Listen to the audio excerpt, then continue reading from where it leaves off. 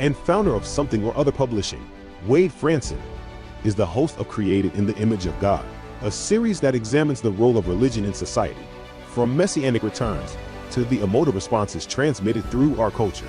Wade fearlessly addresses reality claims from all directions, objectively exploring their compatibility with Holy Scripture. Tonight's episode, Pure and Undefiled Religion, with Joseph Atman. Good evening, everyone. I'm your host, Wade Franson. This is the Created in the Image of God show. Tonight, we have a very special program for you and a very special guest. It's a man that you may recall from having been on this show before, if you're one of the regular audience members. But it's one of my favorite people to talk to interview, to spend time with, because he's involved in things that are very similar to those things that motivate me as well. Our guest tonight is a man with a PhD in the philosophy of religion, but his focus is on practical matters. And that is why he founded a company called Middle Tree. What led him to launch Middle Tree, and how does it contribute to societal enlightenment and combat ignorance? That's one of the things we're going to find out tonight. Welcome, Joe Atman.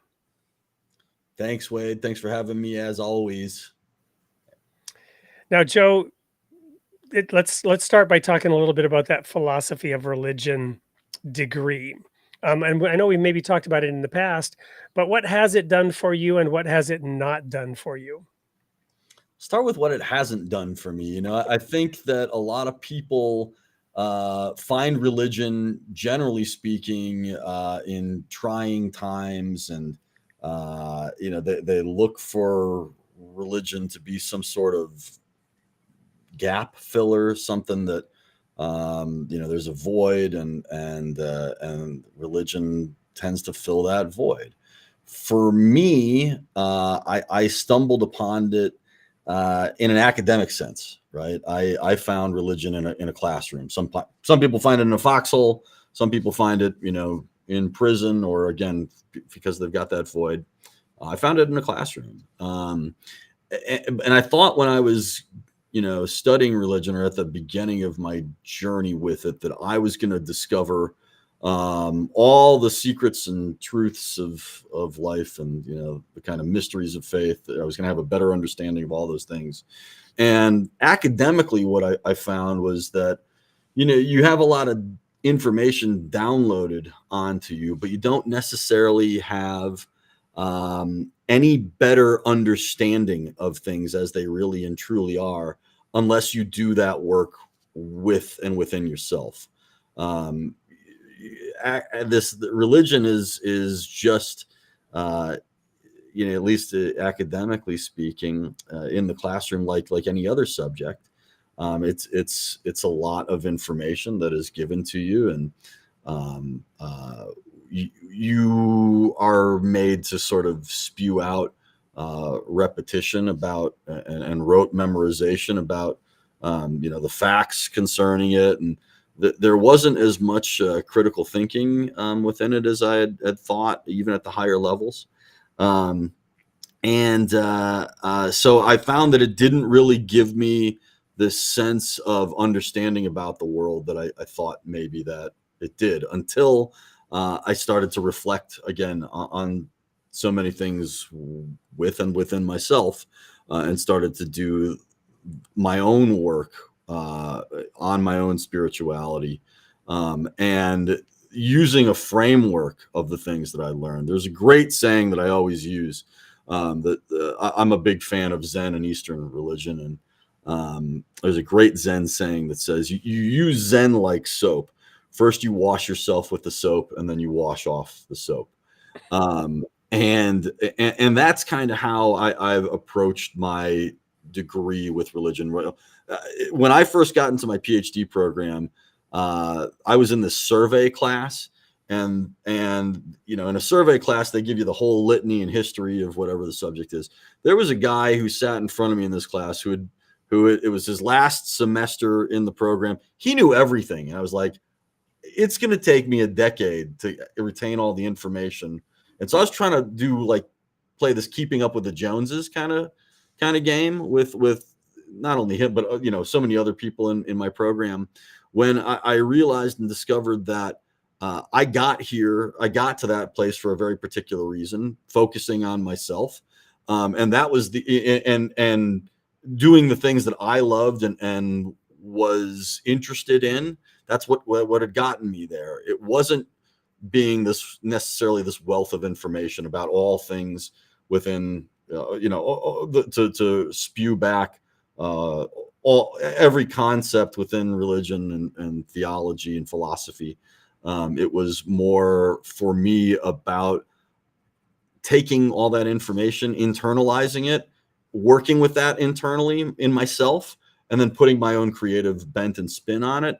And I think that that's what a true religion should be doing for its participants. So I could go on about that, and I think we have a whole hour to do so, but that in a nutshell. Take myself off mute here. I'd like to unpack that a little bit. And that is at the experiential level, first of all.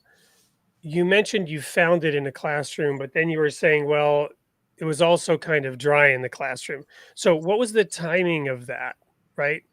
Of what was the experiential moment of finding it?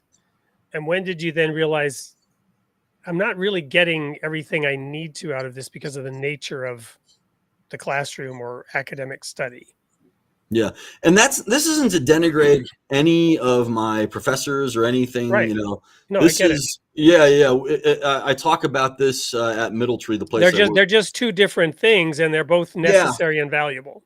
Absolutely. And also teachers are working within a framework and within a system that requires and expects a certain happening from their students. And I mean, we can talk all about systemization and why it's not a great way to educate people per se, but what the turning point for me was really, again, after I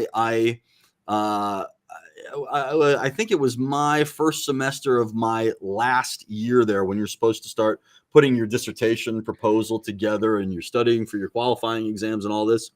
And I had picked my tentative dissertation committee, and I had a meeting with one of the members on it.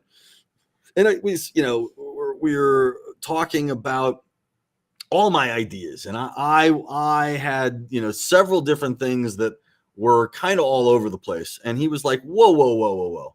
What do you love to do? Right? What got you here? What do you love? And I said, well, I've always been interested in Taoism and existentialism and how those two things interface. My exact degree is in the philosophy of religion and theology. So it's a lot of philosophy. It's a lot, like, I'm not a biblical expert by any stretch of the imagination. And like I said, I'm not like the most, I don't retain, my mind just doesn't work like very well like a sponge, like someone who can do that rote memorization all that well. But I get very, very turned on by ideas and by concepts and by other experience and getting outside of myself. And I wanted to work with like everything that I had learned. And I put this forth to this gentleman in my committee, and he's like, well, if you love existentialism and Taoism and that's what got you here, and why don't you focus on that? And I was like, oh yeah, that's my jam. That's just kind of where I live and breathe philosophically. And then I was given another really great piece of advice by my uncle at the time, who was who's passed away for about 10 years now. But he said to me, as I was kind of going through, this happening with him, and my quandary with this is that he said, Joey, be simple and be yourself, right? Like, again, you have, as we all do, a unique approach to the world.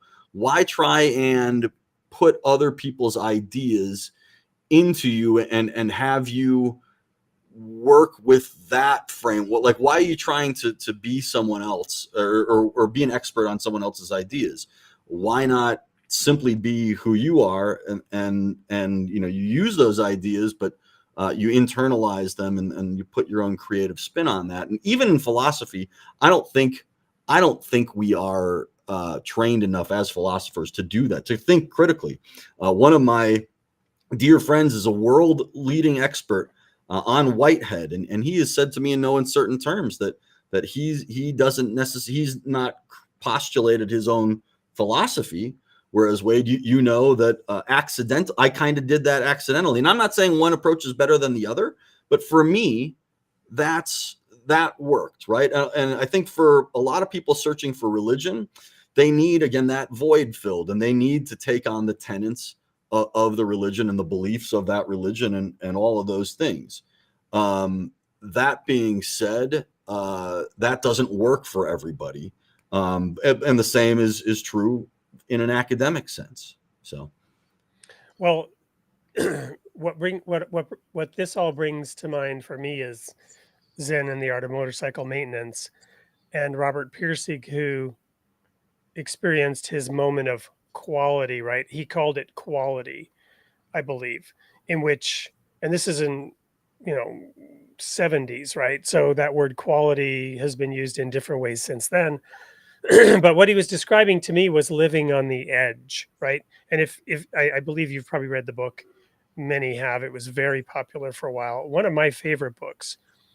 But so he was out on that edge of, grasping and groping for that full understanding, and he went over the edge, and he was found sitting in a room 3 days later in his, basically, to be, not to be crass, but in his own urine, where he was gone mentally, and they brought him back with electroshock therapy. And it was because he had this non-dual experience. Some would have said he saw God or whatever. But the point is, he was in pursuit of that elusive, direct experience of reality that you talk about in your book. Not to oversimplify or conflate things that don't go together, but I'm making this connection.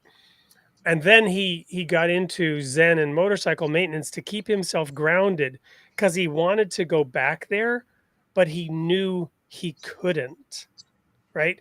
So he wanted to be just right at the edge. Or to use a different example, which is Edison, who used to have these metal balls in his hand at that moment of falling asleep, and they would like fall out of his hand and drop into a pan, because he had an ability to tap into the subconscious almost at the moment of falling asleep.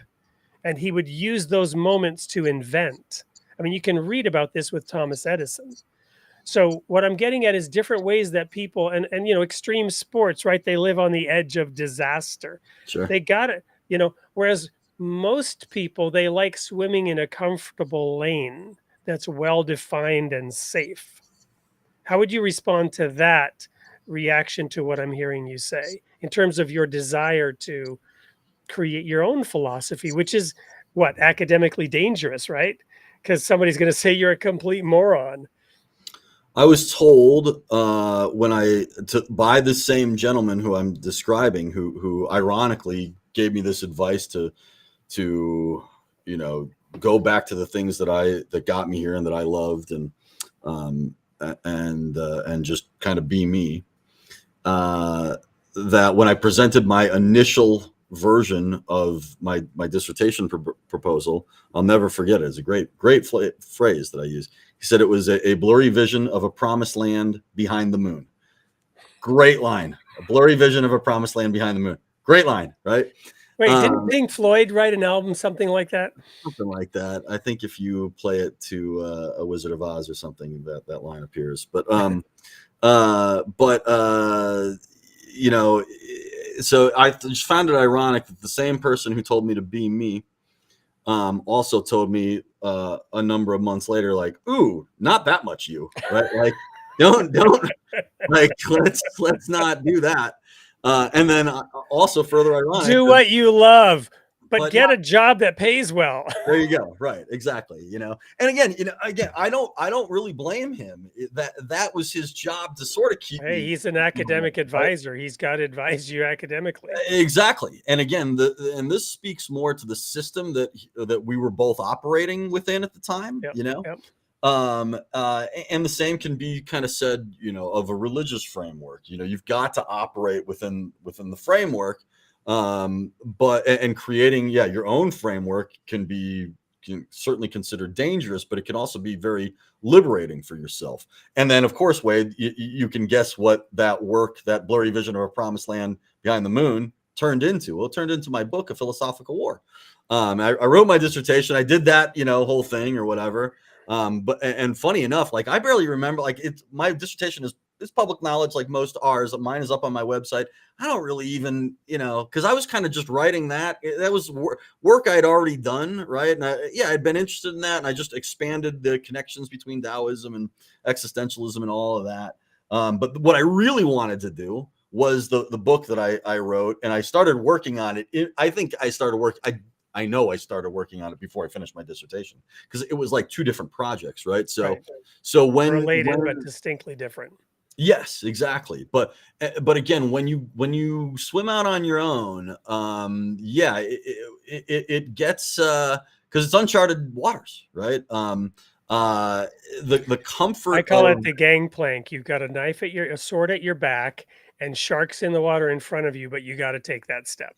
Sure. And again, doing that, you don't know what you'll find once you kind of go out and that's and on, your own and on that limb, regardless of how many sharks are in the water, I suppose. But I can promise you that if you do the work to explore, I think you'll be really surprised with the things that you discover that you think. I think that I know that a lot of us don't actually recognize and observe exactly what it is that we think. We do the action of thought quite readily. I'm not sure we do the observation of thought with the same readiness or attention. And I know that once you do that work and it's not easy per se, because we've trained ourselves in such a way to just think and just react and to just do. When you really observe in an unbiased way what it is that you think, you discover so many things about your relationality to the world, about your relationship to yourself, about what you think that you are, what you think that this world is, what you think that your role is within it. And I also think, no pun intended, that relationship is so frequently changing that it's something that you need to examine on a regular basis. A lot of people don't have the tools to do that, right? Or a means by which you can. Does anybody have the tools to do that? I mean, in an extremely accurate way or definition, is unbiased thought even possible? Well, it seems to me like there's some kind of compass within us that points hither or yon, through which we formulate our thoughts. There's like a lens or a bias. Call it a scientific hypothesis. Can one come up with a completely unbiased hypothesis? And is that even possible? Because isn't the very definition of a hypothesis, you're positing a question that has to have some bias in order to formulate it? That's such a great question, right? Is it possible to have a thought that is unbiased? Well, I think you have to look at the process of thinking itself, which is what you're suggesting that work be done when you're starting in on this exact journey, right? What I would say quite simply is I think that the action of observing can be done unbiasedly. Yes. Right? So can you think unbiasedly? I need to explore that. Well, even observing, and again, I don't want to go to extremes, because I'm not trying to remotely undermine what you're saying or discount it. I think what you're saying is spot on and is a requirement. Socrates, the unexamined life is not worth living, right? Or something like that, he said. Our friends at Planksipt are going to, correct me if I got the quote wrong. But even to observe, you choose to observe to the left or to the right. You're making a choice. And the minute you observe at the quantum level, the wave function collapses and so there's some intentionality even around observing that could be construed as bias. But again, I'm not quibbling or parsing words or playing semantics, and I'm also not undermining it. There's a beauty in this delicate thread of balance, which is why Robert Pirsig in Zen, he completely lost it. You follow me? Mhm. He completely lost it and he was gone.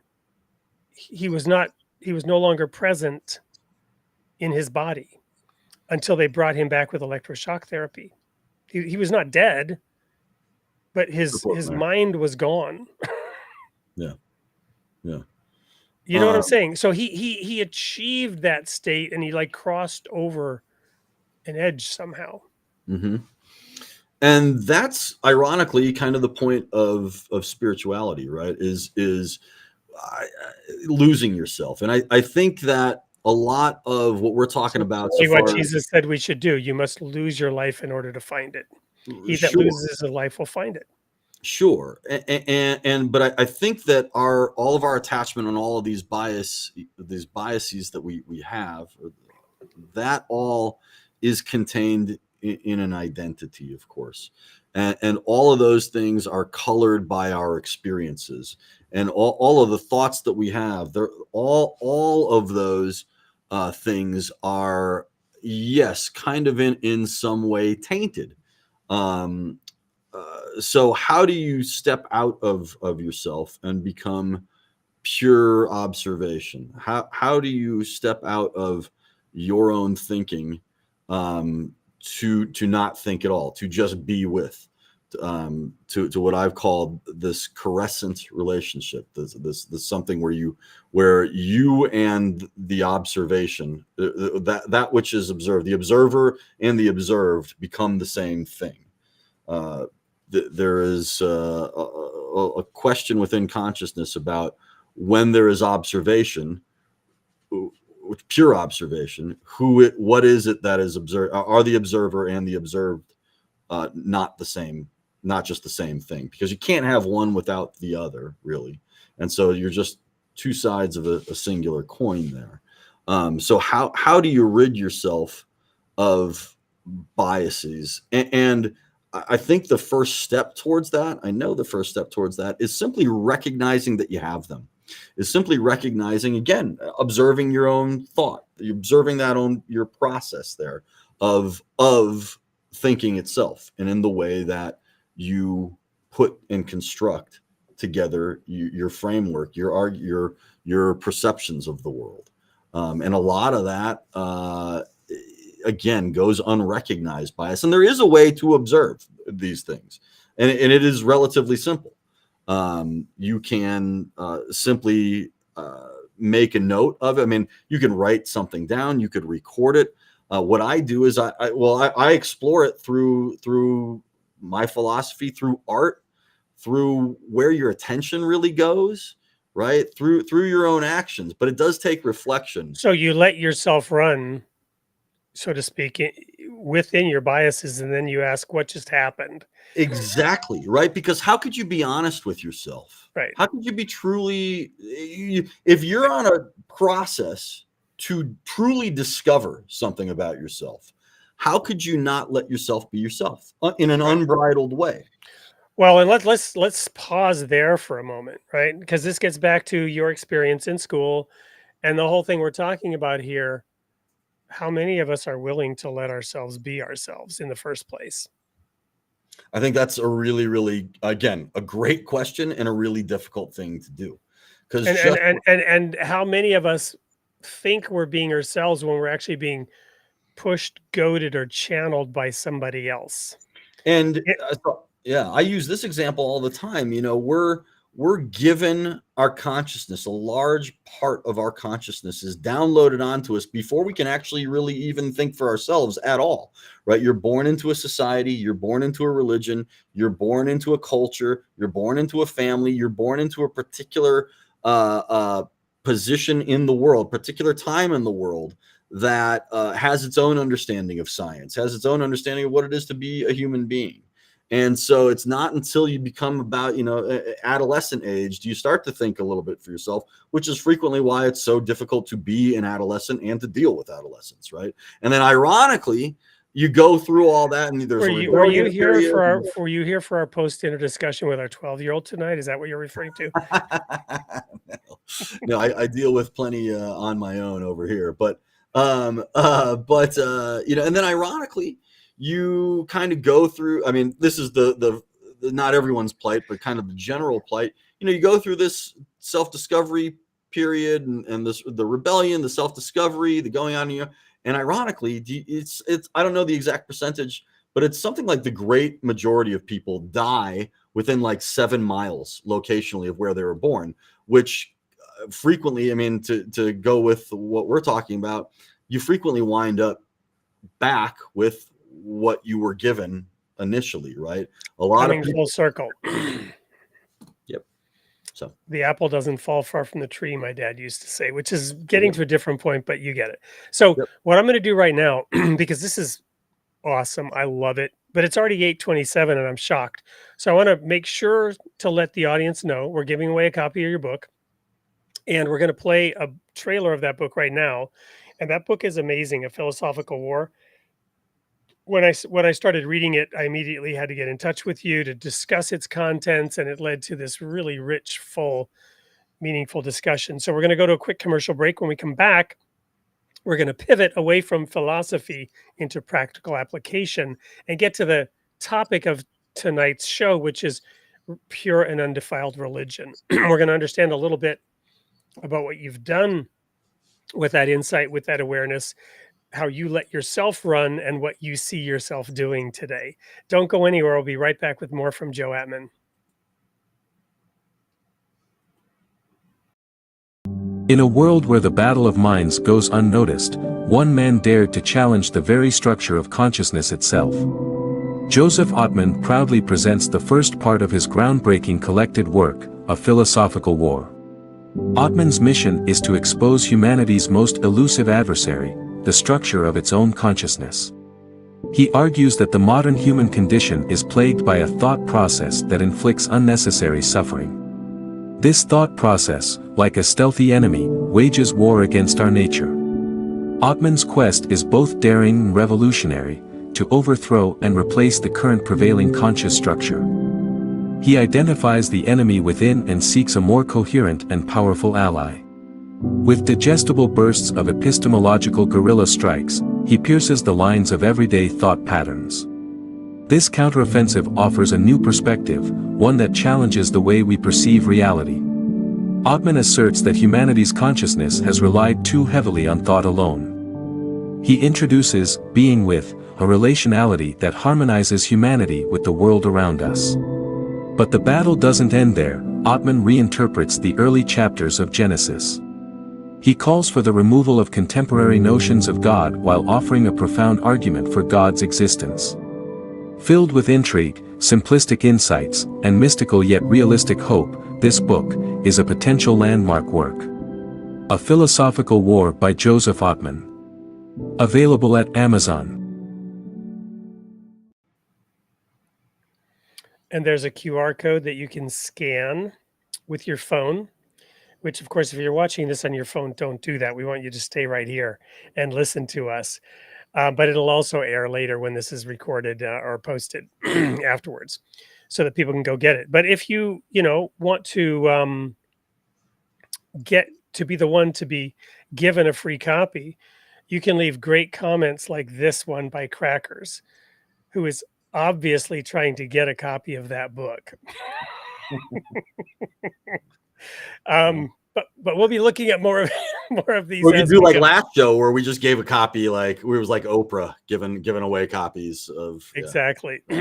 Well, for that we need to first say, hey, go to the Royal Falcon Foundation website and sign up as a donor and sign up as a sponsor, so that we can afford to give away more copies of Joe's book. As it stands right now, we'll just give away one, unless Joe, you want to be more generous and we can give away more. But in any case, yeah, I'm very excited to be here and now make this transition away from yeah, sorry. Um, Something or Other Publishing is one of our sponsors, and they're known as Soup. So now we've got soup and crackers. I love the creativity here. Okay, so keep them coming, folks. So Joe, when you obtained that degree, you then went out and did something that, okay, I'm sure it did have to do to a degree, pun not intended, with your degree of philosophy of religion. But it certainly gets at something called pure and undefiled religion. And I'll read the quote from the Phillips translation. It's James chapter 1, verses 26 and 27. If anyone appears to be religious, but cannot control his tongue, he deceives himself, and we may be sure that his original religion is useless. Now, obviously, the controlling of the tongue has to do with saying bad things, right? Saying things that are hurtful, saying wrong things. But I think what's also implied is just talk, talk, talk. As I often say, Jesus said, we're the light of the world, not the loudspeaker of the world. And there's a quote in the Baha'i writings to acknowledge our Baha'i sponsors, the Clearwater Baha'is and others. This is being aired on their site. Philosophy that begins and ends with words is useless. And I'm mangling the quote, but something like that. James goes on to say, religion that is pure and genuine in the sight of God, the Father, will show itself by such things as visiting orphans and widows in their distress and keeping oneself uncontaminated from the world.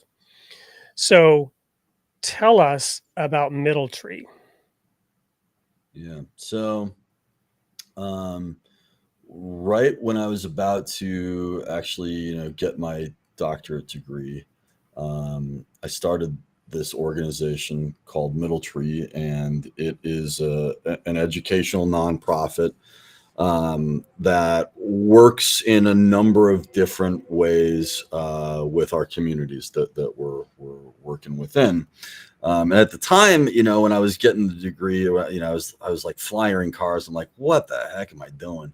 I just got a doctorate degree, and I'm literally passing out flyers like onto cars. Like, what is this life that I'm living?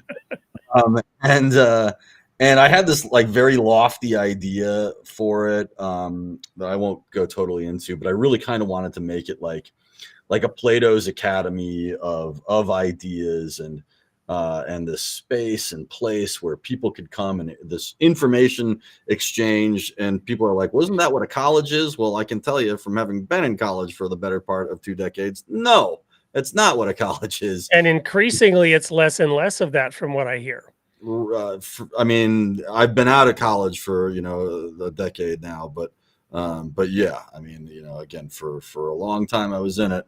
And like I said, even at the PhD level, at that 400 level, like they didn't in philosophy. I have a degree in the philosophy of religion and theology. I mean, it's basically a philosophy degree. Like they didn't want me to like think all that much, right? They wanted, me to work within a framework and they wanted you to show them how much you learned. There you go, right? But I would argue to you and everyone else that the true learning happens with the discovery of yourself and how it is that you have aligned yourself to the world. That's the truest kind of learning. That's the truest kind of discovery that you could make. And only then, and only from that place, can you actually fully take in whatever it is the world has to offer, from there. Because you can take in things, of course, and now I'm getting off on a tangent when you ask me about Middle Tree, but you can take in things that if you don't have an understanding about yourself, if you don't have that comprehension about your mode and the way that you think within the world, well, then it's just, again, it's filling a void for you that won't ever really be. Every country music singer knows this. If you don't stand for something, you'll fall for anything. There you go. Right. Absolutely. And that's exactly where it is. And so what it is that we stand for here is what you have to stand for is yourself and the comprehension of of who and what that is. And that's I think why we're here anyways. And I do think that's the point of religion. But anyways, to get back on track, like I had this lofty idea for what I thought Middletree was going to be. And somebody was like, well, that sounds great. How are you going to fund that? I'm like, people will just think it's an awesome idea and give me money. Duh. Well, that's not how it works, right? So after doing some soul searching myself and talking to a lot of people, we were like, well, okay, we're gonna put programs together for students in need. And so that's really where it started. We started working with at-risk students and students who couldn't afford supplemental education programs, who needed extra help in their schooling, just in general. And the program just kind of grew and grew to where, we're now, we have 30 some odd locations, partnership locations, 3 brick and mortars throughout the state of California. We won a contract with the state of Arizona not too long ago. We're doing all this work that I never really envisioned that we would do in the way that we. Any chance you're going to be out in Phoenix or Tucson? I think we are. The contract that we have, like I said, is with the state. And because it depends as you on know, we were very grateful that you sent one of your people to work with us at the Desert Rose Baha'i Institute last summer. And that was a wonderful experience. So I'm glad to see you guys are going to be out there. Yeah. We again, that's a relatively new partnership for us. So and we're just expanding all the time, and it's really wonderful to see. And I at first I thought, gosh, I don't want to like tutor. Like, again, me and my ego and my doctorate degree, we're like, I don't want to work with kids. Like, I don't want to. That's not what I do. I feel like there's nothing in so many ways, in a very real way. If you don't help 11 to 15-year-olds begin to break that mold, don't come at them when they're 16. Right. You have to reach people. Because life is so much about inertia, right? Whether, again, you're smoking or you're eating healthy or you're praying or whatever, you're calling your parents every Sunday. Like, it's about habits, and it's about doing things intentionally and realizing what those practices give you and what you get out of that stuff, and that agreement, again, that you have with the world strengthens, and you can be intentional about your life. And I think if you don't reach people early, they have a much greater chance of going off in a different path. And again, you don't allow people their own voice. I was a product of this. Like, you're taught you're spoken to, you're told things about yourself that aren't true. Like I said before, like, you're given all these things about your consciousness before you're able to think for yourself. You have like this identity that someone else has given you, basically. And I think that's very dangerous. Well, we're going to take not a commercial break, but we're going to show a video, because a picture's worth 1,000 words. And so I then wonder, well, how much is a video worth, right? Because how many pictures are there in this video? Certainly more than 1,000 words. So we're gonna run a couple 3-minute clip, promotional video about Middletree to give our audience a sense of what this is. That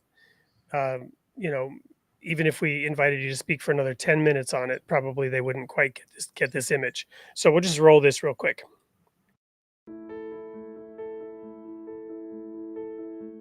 Middletree got started by a group of educators who wanted to see education done in a different way.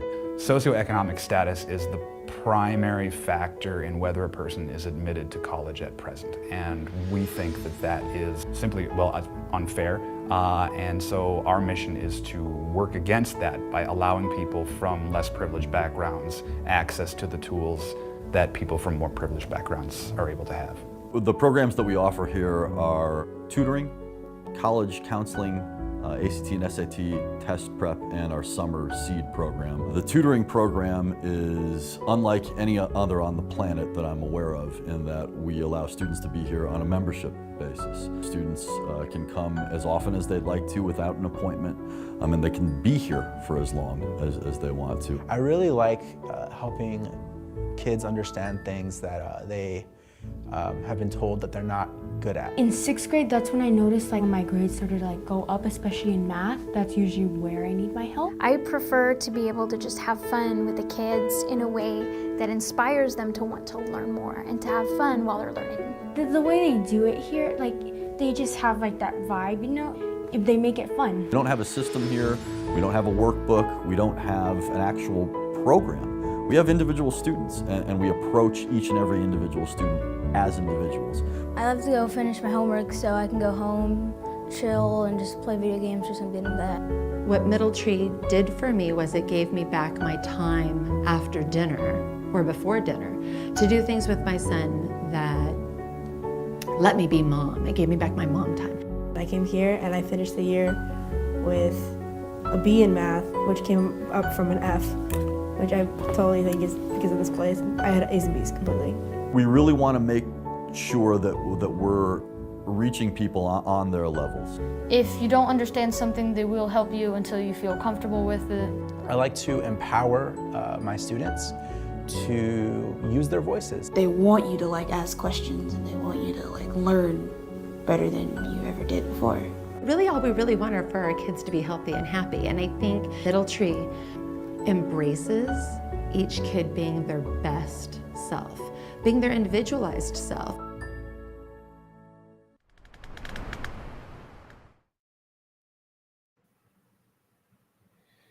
And there's a little QR code that I think takes people to your website. So while we're letting that display here for a minute, when did you found Middle Tree? What year was that? That was in 2015. So next year will be our 10-year anniversary. Well, 10 is sort of one of those rule of thumb monumental achievement years, right? Where it takes you 10 years and then you kind of become a master. So how have things been over the course of those 10 years? And, you and I talked briefly beforehand about getting to a new level and learning what it's like at that level. So what about those 10 years? What have you learned and where are you at? And are you proud of it? Are you happy with it? Just tell us about it. We're very proud of the work that we do. Absolutely. Right. Again, like I said, I feel like there's nothing that we could be doing that really is more important than the work of reaching younger minds. And we work with adults as well, but the majority of our work is with school age students. I mean, what have we learned? Gosh, in 10 years, I have a background, as we've been discussing, for the better part of the hour, is in philosophy and theology. I had no background in running a business, in marketing, or doing the finance or budgeting, or all the. I mean, just the what little about elementary education. Nope, none of that either. So, so I basically had this idea that looked nothing like what we currently are doing or what we even started doing. And I feel like we're still working towards that idea. The quite simply, the whole point behind Middle Tree is to allow people a different kind of education, allow people a different approach with their own education, and an alternative way of doing education, period. And quite simply, what we do is we individualize everyone's educational path. Everybody gets their own plan here, but we also give people whatever time that they need to work on it, because the lunacy to me of the way we do our educational system is that, I mean, there are a number of different things, but in this regard, you work on things for a set period of time, and then when that period of time is over, whether it's the class, the section of the workbook that you're working on, the semester, the year, whatever, it's over, right? But I would say that you don't get great at things by just doing it within just a certain time frame. Like, you need to discover things on your own time and work with things in a way that works for you on a time frame that you're comfortable with and that you're able to saturate with. And that just doesn't necessarily, happen in school, in the traditional academic system that we have.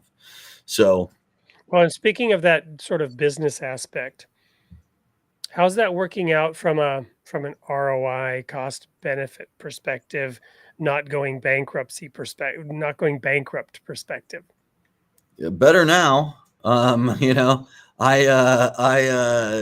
took out money that I didn't have. I spent money I didn't have, I should say. I borrowed money. I did everything. I did everything that I could to get this going.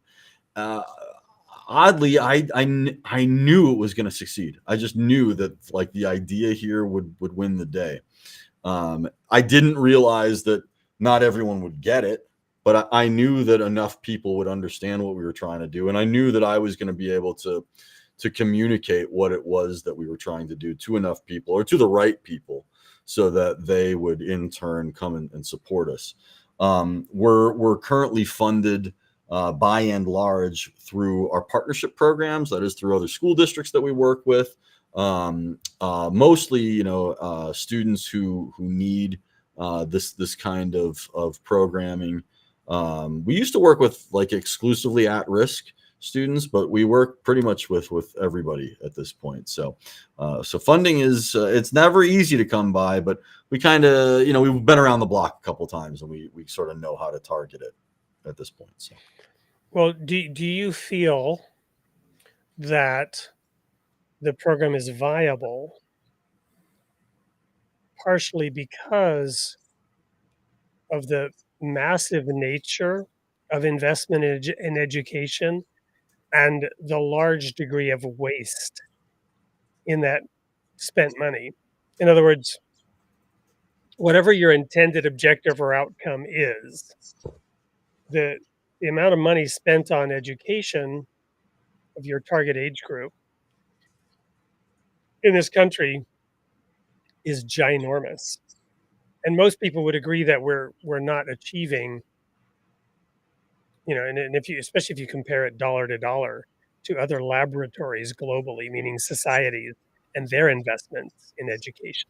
sure. If you really do that thing you said, which is take an unbiased look and observe, right? Observe the outcomes of educational efforts and also observe the amount of money that's being spent on it, and adjust for whatever calculation of cost versus man hours, right? Because a man hour in one country spent on education costs a lot less than a man hour in some other country based on economic differentials.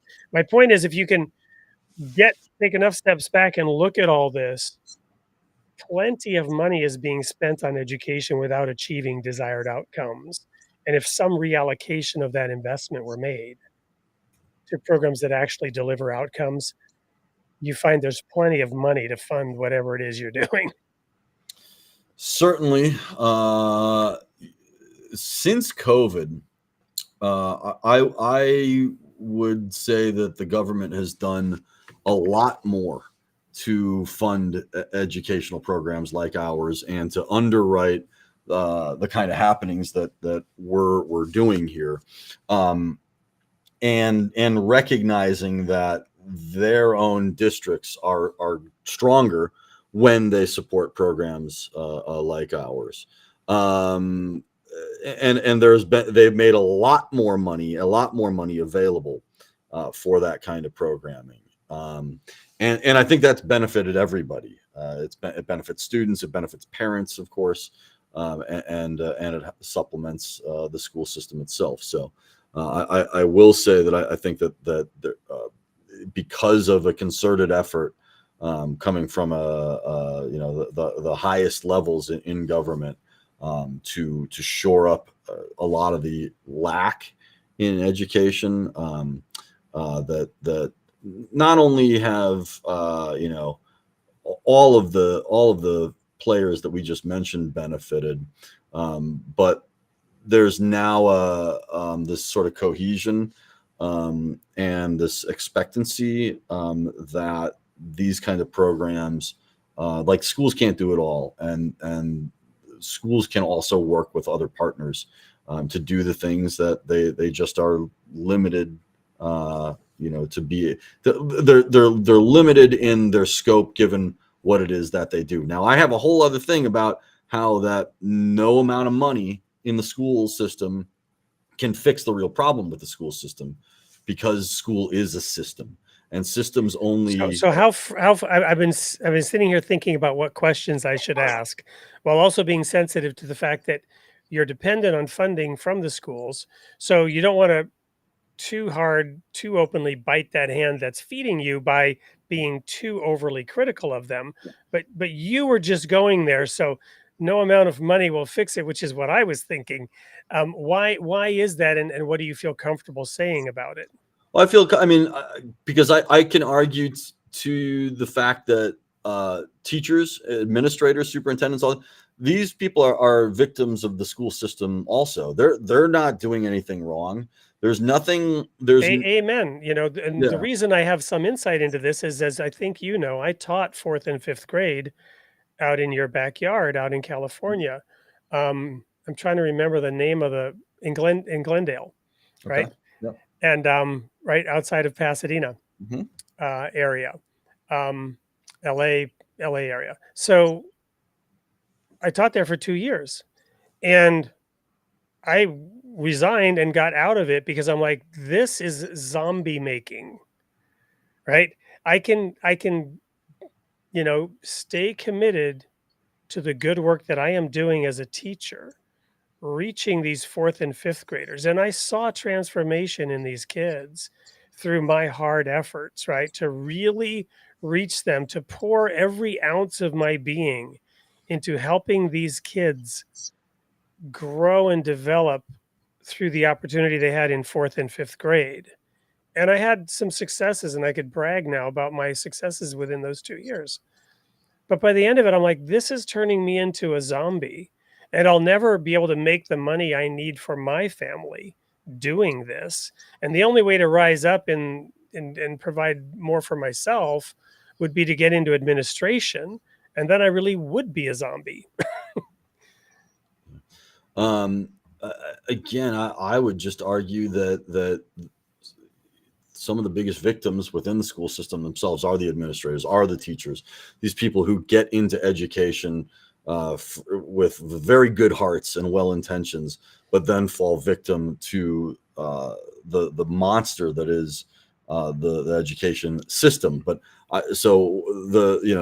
we all know that there's a problem with not enough money, in schools. However, the problem that I would tell you that the education system has that no amount of money can fix is that the education, as we've put it, structured it, is a system, and systems care only about obtaining results. And so that's how we've structured our whole education. So we just want you to get a result. We just want you to learn this and learn this quickly. And that's why you can forget everything that you ever learned. That's why you don't know what a cell membrane does. That's why you don't know who the 3rd president of the United States is. That's why you don't know what terminal velocity is. These are basic things. That's why that show, Are You Smarter Than a 5th Grader, was so popular, because people are like, well, I guess I'm not. Well, my daughter's doing chemistry, right? And she's in 10th grade. She came down and was working out her equations with me yesterday. And I'm like, wow, this is awesome stuff. And you're being challenged here. And no, I can't help you do that math. Right. And yet, what a sad commentary on the way that we do the education system in this country. We don't really care. Systems are put into place to obtain a result. Systems are great, as I always say, for building a bridge, for driving getting from here to downtown. But they're terrible ways to educate people, because they care nothing for the user. The system cares only for the system itself. The system, and all systems do this, whether we're talking about education or religion or the triangle offense. Like like you run a good system. You don't have to. Chicago Bulls, right? That's I'm a product of Yeah. Chicago growing up in the 90s, right? So, you have a good system. You plug in any user to that. It doesn't matter. But you can see how that's not a great way to educate somebody, because you're not concentrated on the individual. You care about rote memorization and what I call the rote memorization and the regurgitation of information. That's all that our education system cares about. So that means that once you're done with the information, you can drop it. So business 101, you get what you measure. Is that why? Is it because it has to be quantifiable? Is it that ROI factor that has to identify? This gets back interestingly to the whole philosophy thing. Isn't somebody somewhere saying we need to objectively observe? So we need to have an objective standard on whether the education worked. So we're forcing the process to match the ability, SMART goals, right? Simple, not simple, measurable, the SMART acronym, right? Realistic, you know what I'm getting at. SMART goals are goals that you can easily identify and measure. And each letter in the word SMART is an acronym for SMART Gotcha. goals. So what we do then is we have to create a system that allows us not only to measure an outcome, but to create a process that delivers that outcome, which is reinforcing what you're just saying, is that the system lives to feed itself, lives to justify itself. The system becomes the thing, and that's why it doesn't work. But at the same time, I'm now tying it back to this idea of wanting to be objective and observe what happened objectively. So is it just that it's and Einstein said things must be made as simple as they can be and no simpler? Is it because we're oversimplifying things in order to be able to measure them and objectively say we have obtained the result that we're being judged by or measured by? Within the school system? I would say Teaching to the test is an oversimplified soundbite statement of that. Yeah. Again, we don't concentrate or care about whether or not students can actually think. We care about what they can remember and what we can get them to remember, and where we can take that, right? Which is basically just at the end of the class. And also think of it this way, especially when you get to the collegiate level, you have different departments, right? Everything is departmentalized. You've got your history department and your math department and your biology department. Life doesn't work like that. Life, the universe, the world, it's all one giant happening with one giant ecosystem within itself. It's very interdisciplinary in that way, but that's not how we've segmented all the disciplines to live and to be their own thing. So when we talk about an oversimplification of the education system, yeah, maybe, or you could, it depends on your approach. You could say we've overcomplicated it, because what really is true education, right? What is true education, right? Yeah. I would tell you that a true education is a capacity to observe and to take that observation and think critically, with it, to do one's own work, and again, to use all those tools that we've been given, to use that soap, but then to be able to wash it off of ourselves and to be able to evolve it. I would argue that no one has ever been great. No one ever did anything great by just doing it exactly like the thing or the person before. No matter how well they did, you could be an idiot savant. You could play Chopin just perfectly, but if you don't evolve Chopin into the next thing or into your own style, well, then you're just an idiot. So you're just a copycat, and that's not how evolution works. If you believe in evolution, and I'm not even talking about, I don't want to get into that debate, but that's not how the evolution of your spirit, of yourself, the whole process of becoming and being and going beyond that all is something that is tied up or should be tied up into the way that we expand our own consciousness and the way that we look at the world and the way that we approach and interact with the world. But we're not taught any of that in school. Well, I want to say, first of all, I completely agree with everything you just said. So what I'm about to say is not remotely to try to say anything you said isn't true, but I want to just share a different slice of it, different facet, and that is that I would say that education first and foremost must not chase the love of learning, the love of exploration, the love of curiosity and seeking answers out of the child, right? First, we have to preserve that natural inquisitiveness and curiosity, which we right? do a terrible job of course. Right, of course. We kill it. We beat it crush out of it, right? Right. Yeah. So first we have to not do that. Then we have to teach the skills that allow them to refine their quest Yep. and to come up with better answers than the ones they are coming up with in their childlike lack of skill. Right? So we need to teach them the skills but we don't. to continue that love of learning and continue obtaining results from the love of learning.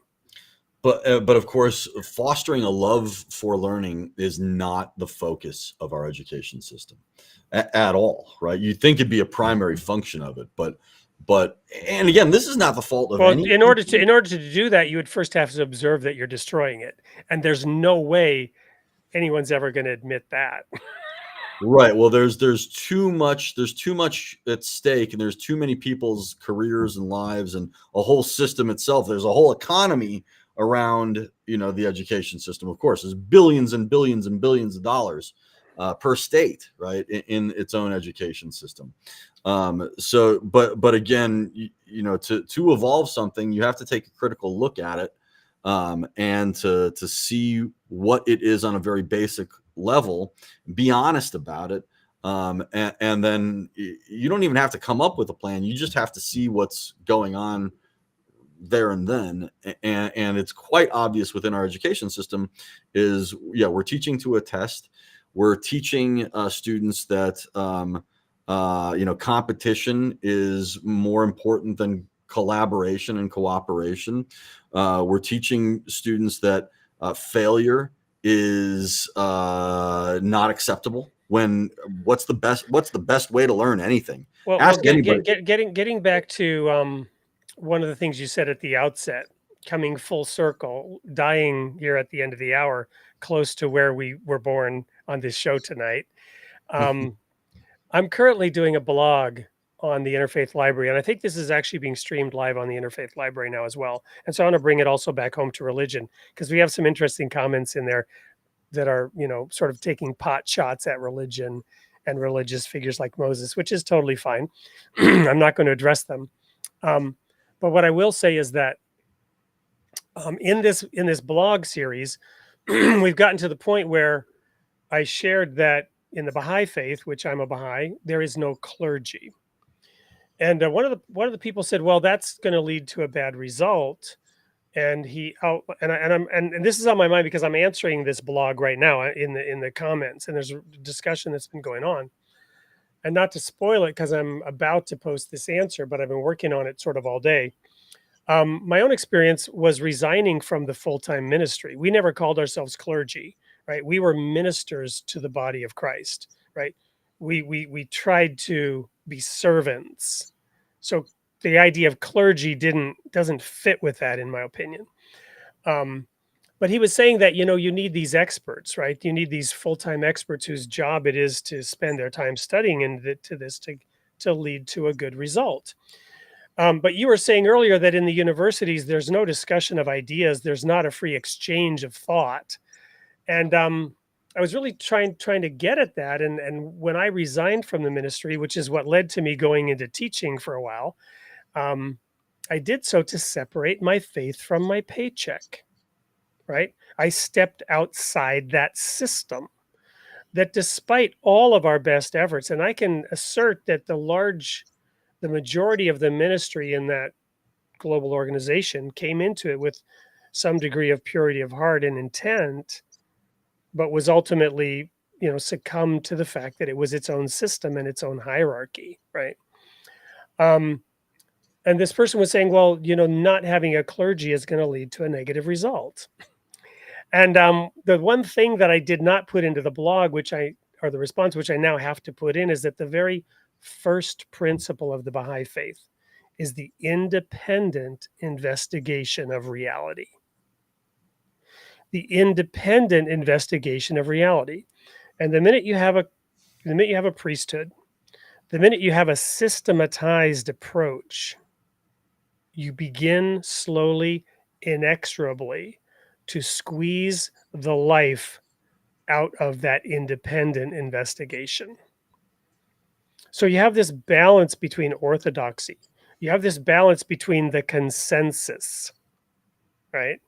In science today, the consensus, right? The consensus on global warming, the consensus on COVID, right? The consensus on this, the consensus on that, which is, sadly to say, it's manufactured and it's overstated and it's coercive.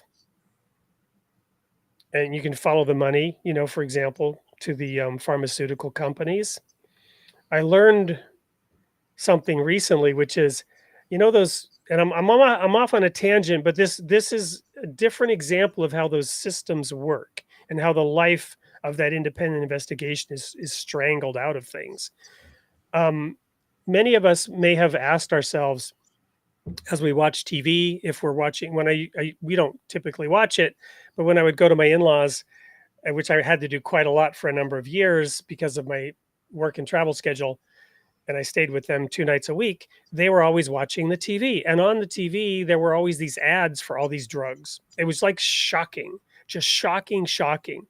Ad after ad after ad for all these drugs. That in itself was a problem. I mean, a huge problem for our society. But I'm looking at this and I'm wondering, why are they airing these ads?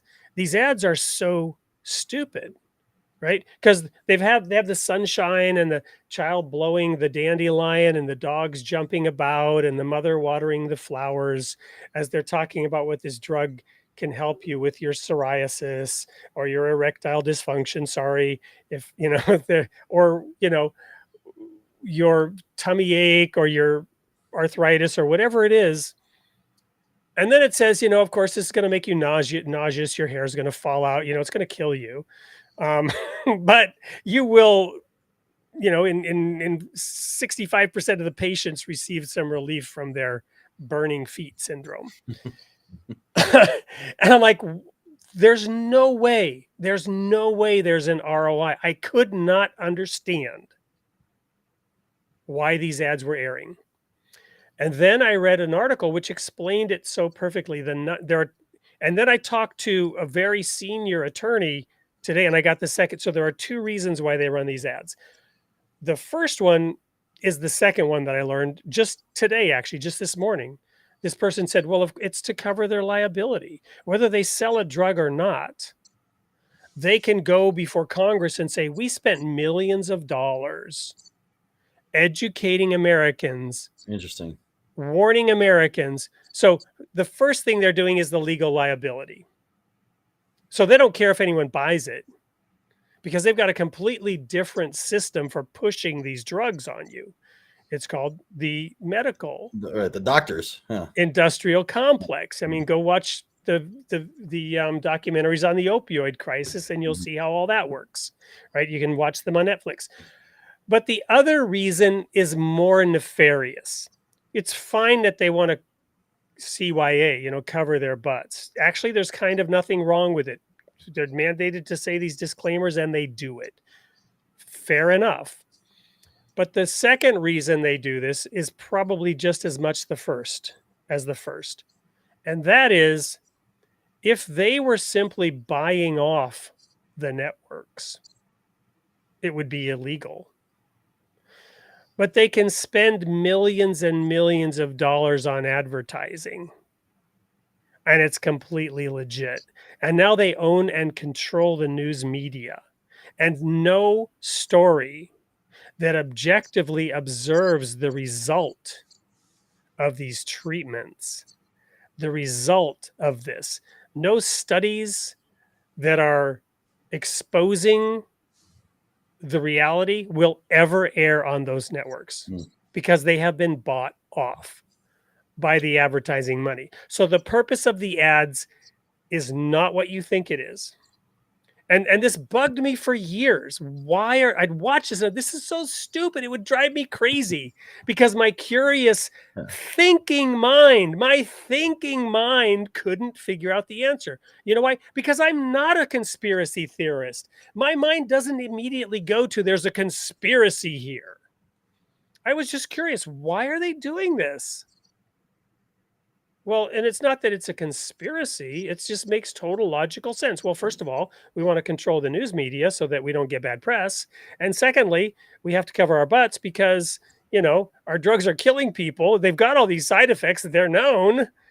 And we're not really helping people the way we say we are or way people think we are. And so we got to give those disclaimers publicly, and nobody could ever accuse us in front of Congress because here's the records. We spent, $30 million warning Americans. Look at our ad. Here it is, blatant. Right. Anyway, Interesting.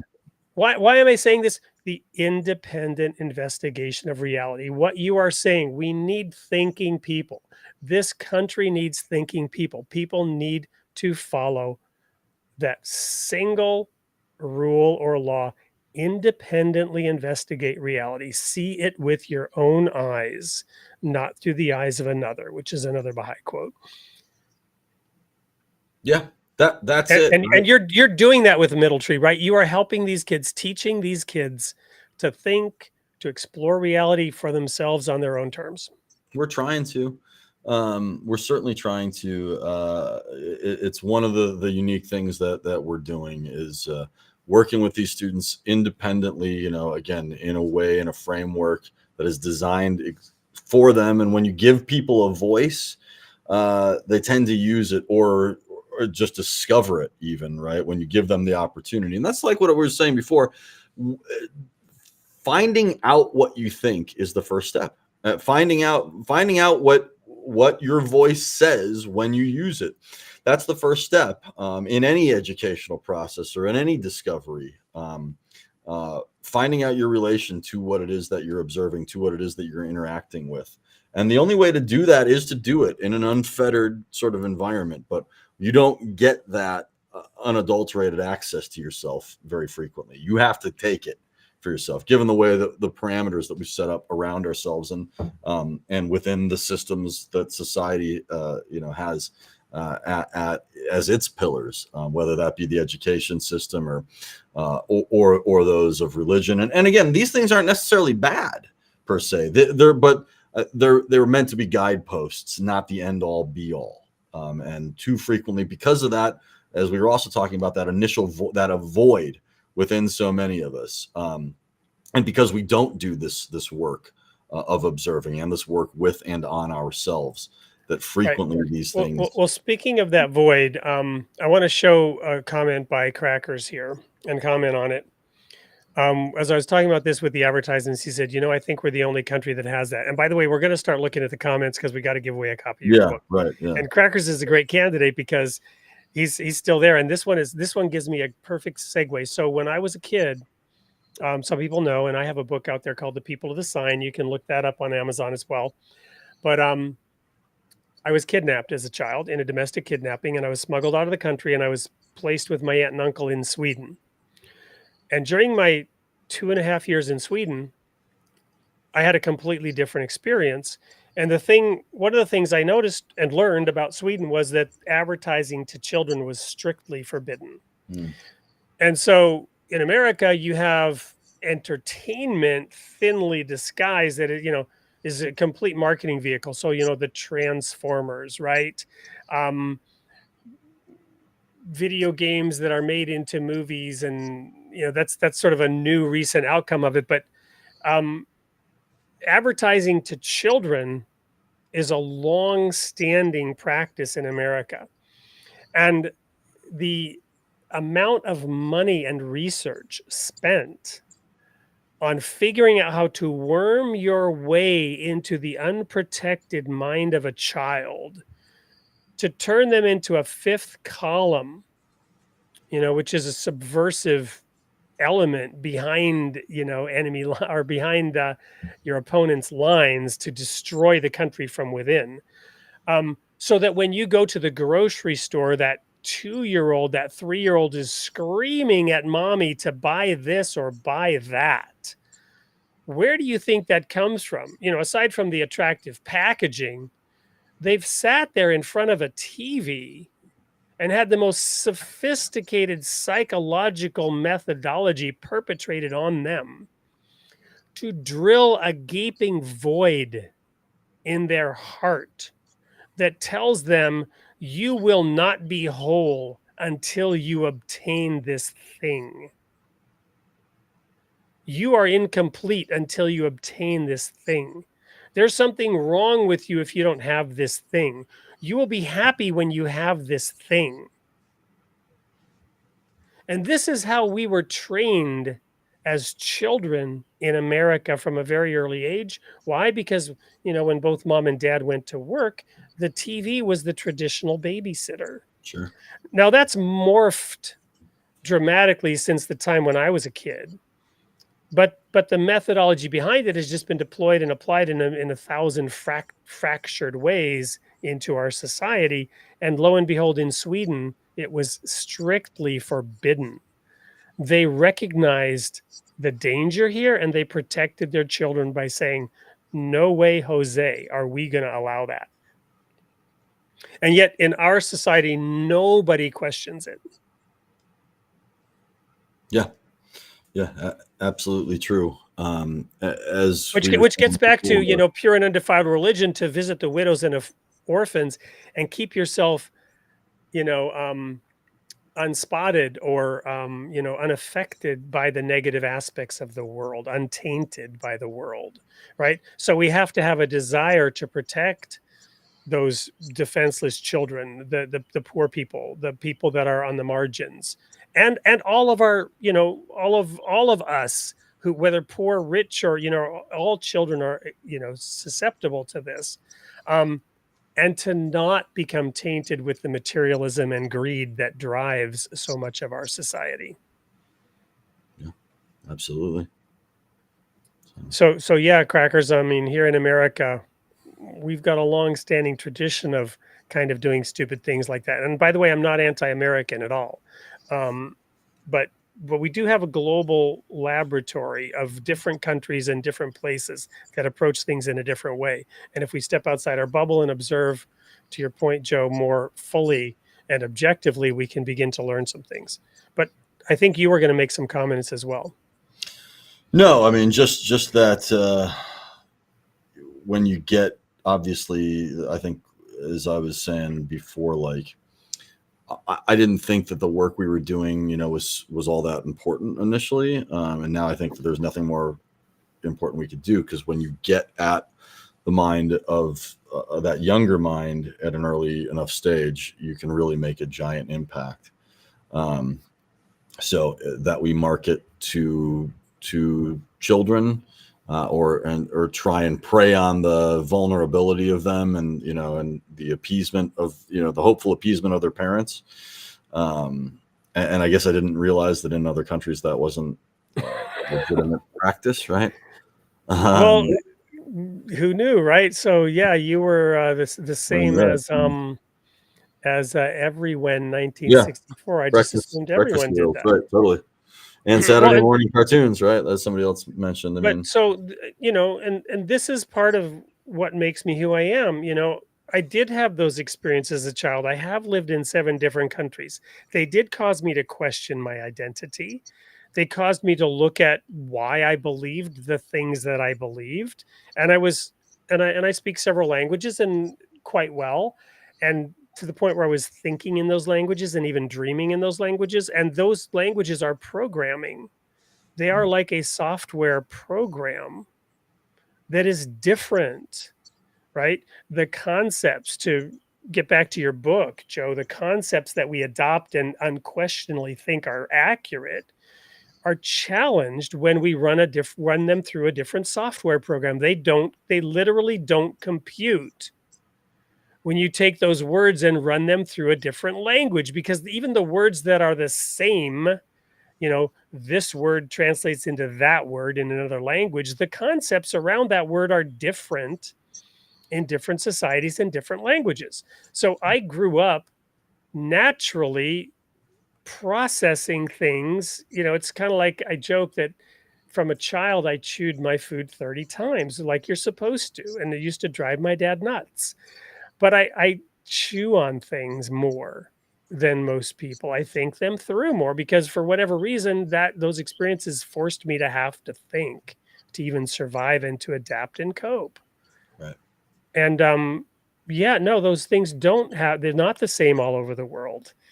And behind the Iron Curtain under the Soviet Union, there was a parallel universe that was like Superman's bizarro world. Everything was kind of the same, but it was totally different. Right. Yeah. Are there any comments that you want to call out, Joe? I was interested in what Sharon had said about Sharon Leonard, the big one. Yeah. This big long one in my country. Yeah.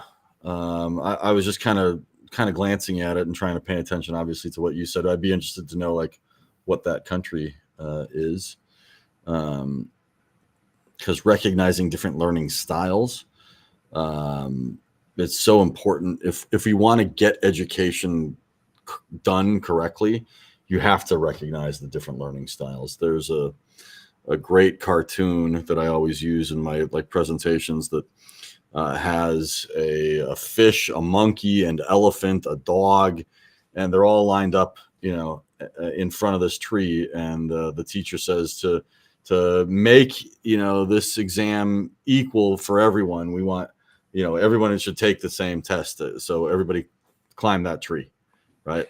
Yep. The different styles, the uniqueness of who we are is just not recognized by the current way in which we do the business of education. And recognizing those learning styles, it's so super, super important to do. So be curious to where Sharon is from, if she's still around. But yeah, so Sharon, let us know. But it sounds like what you're saying in your country, you're not praising your country, but you're identifying the problem as it exists in your country. Education is pitched at the meridian. Therefore, failure rates are part of the lack of ethical and moral principles. Yeah. In recognizing, and I guess you're saying that they fail to recognize different learning styles. Yep. Yeah. And again, it's a conversation we have around here daily is how do we better recognize learning styles? How do we work with that? Because that's a part of giving people the best education possible, right? Is realizing how they obtain information and what they do with that information once they do have it. So, but we don't care about that in our general system. So, yeah. So any particular comments or commenter that you wish to award your book to, which we will then get out to them? Seems like Crackers is kind of won the day here. So I think that's the choice. So and Sharon's from New Zealand. So yeah, I mean, there are so many different ways that obviously other governments put their own education together, even within the states here, different states, Alabama did education in a different way than Oregon did. Right. So that's kind of come around and been a little bit more uniform over the last decade or so. But there's not just one way to skin this proverbial educational cat. Right. So, yeah, absolutely. There's hope out there for sure. We had our children in the Montessori educational system, which has probably some things in common with the approach you're taking. Though it is also a system, and it worked really, really well for my daughter, and it didn't work so well for my son.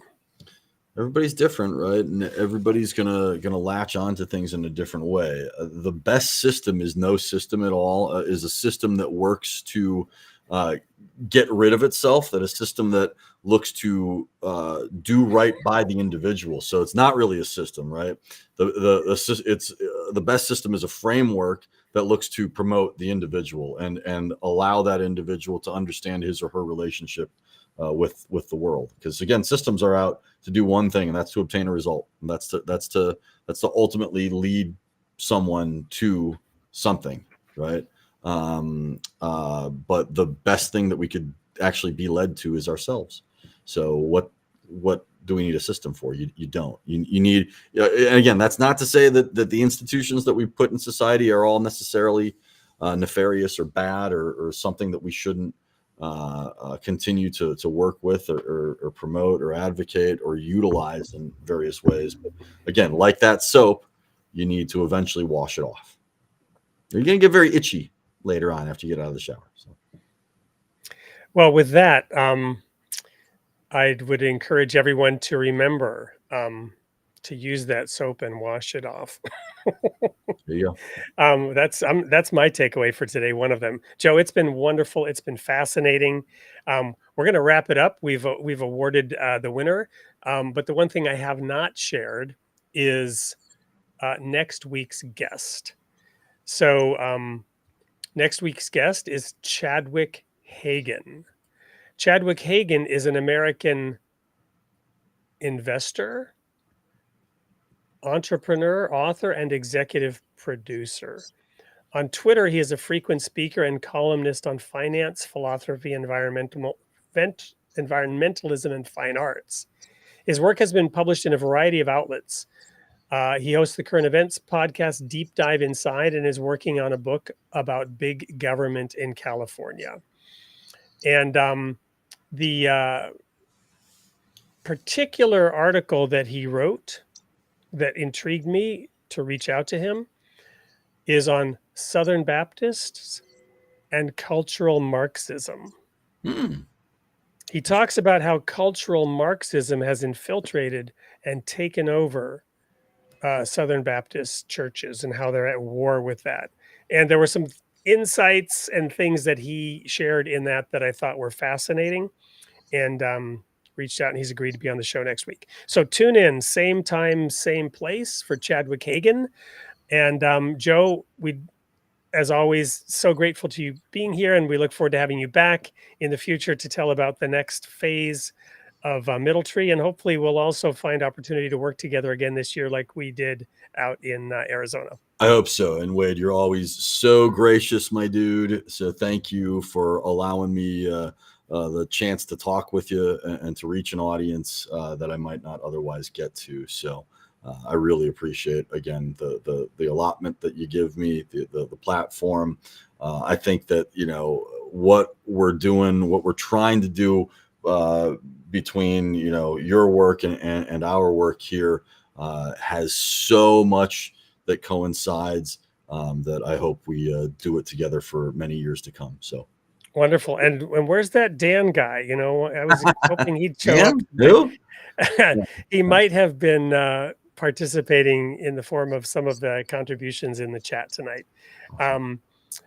That Dan Sanderson, obviously founder of Planksip. So we didn't get to show all of our ads tonight for our sponsors. We're sorry, but the conversation was just too fascinating to break up and interrupt. And I don't know if that has to do with the fact that both of us have degrees and involved in religion and like to talk about our ideas. But Joe, it's been an honor and a pleasure.